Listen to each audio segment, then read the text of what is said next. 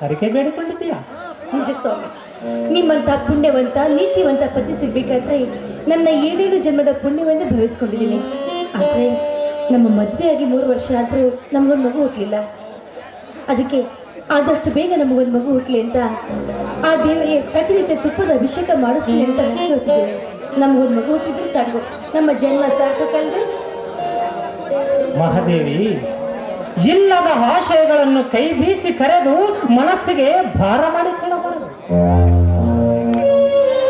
ಈ ಕಲಿಯುಗದಲ್ಲಿ ಮುಂದೆ ಹುಟ್ಟುವ ಮಕ್ಕಳು ಹೆತ್ತವರ ಮನೆತನಕ್ಕೆ ಮುತ್ತುಗಳು ಆಗಬಹುದು, ನವ ರತ್ನಗಳೂ ಆಗಬಹುದು. ಒಂದು ವೇಳೆ ಅದೇ ಮಕ್ಕಳು ಹಾಯ ತಪ್ಪಿ ಬೆಳೆದರೆ ಹೆತ್ತವರ ಮನೆತನಕ್ಕೆ ಕುತ್ತುಗಳು ಆಗಬಹುದು, ಕುತ್ತಿಗೆಯನ್ನು ಕತ್ತರಿಸುವ ಘಟಕಗಳೂ ಆಗಬಹುದು. ಬಯಸಿ ಬೇಡುವುದು ಬೇಡ ಮಹಾದೇವಿ. ಬರುವ ಭಾಗ್ಯವಿದ್ದರೆ ತಾನಾಗಿಯೇ ಬರಲಿ. ನೋಡು ಮಹಾದೇವಿ, ನೀನು ಇಲ್ಲಿಗೆ ದೇವರಿಗೆ ಹರಕೆ ಬೇಡುವುದನ್ನು ನಿಲ್ಲಿಸಿಬಿಡು. ಯಾಕೆ ಆ ದೇವರ ಮೇಲೆ ನಿಮ್ಗೆ ಇಷ್ಟೊಂದು ಕೋಪ? ಓಹೋ, ನಾನು ಆ ದೇವರಿಗೆ ಮಾಡ್ತಾ ಇರುವ ಅಭಿಷೇಕ ವ್ಯರ್ಥವಾಗ್ಬೋದು ಅಂತ ನಿಮ್ಮ ಅನಿಸಿಕೆ ಅಲ್ವೇ?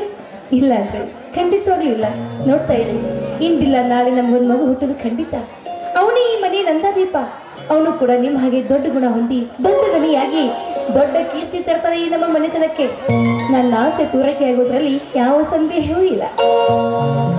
ಮಹಾದೇವಿ, ನಿನ್ನ ಆಶೆಯನ್ನು ಪೂರೈಸಲು ಆ ದೇವರು ಕಣ್ಣು ತೆರೆಯಬೇಕಲ್ಲ. ಆ ದೇವರು ಈಗಾಗಲೇ ನಮ್ಮ ಮೇಲೆ ಕಣ್ಣು ತೆಗೆದಿದ್ದಾನೆ. ಅಂದರೆ ನೀನು ಹೇಳುವ ಮಾತು ಅಂದ್ರೆ ಅದು ಮತ್ತೆ ನಾನೀಗ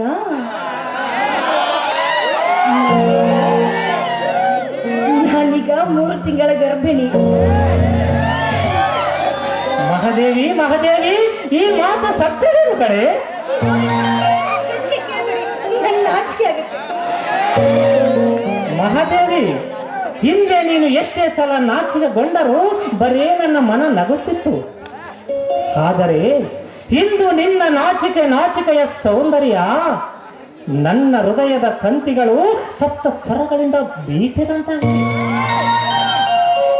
ಮಹಾದೇವಿ, ನನ್ನ ಮನ ಕೂಗುತ್ತಿದೆ. ಮಹಾದೇವಿ, ನನ್ನ ಮನ ಕೂಗುತ್ತಿದೆ. ಕೂಗ್ತಾ ಇದೆಯಾ?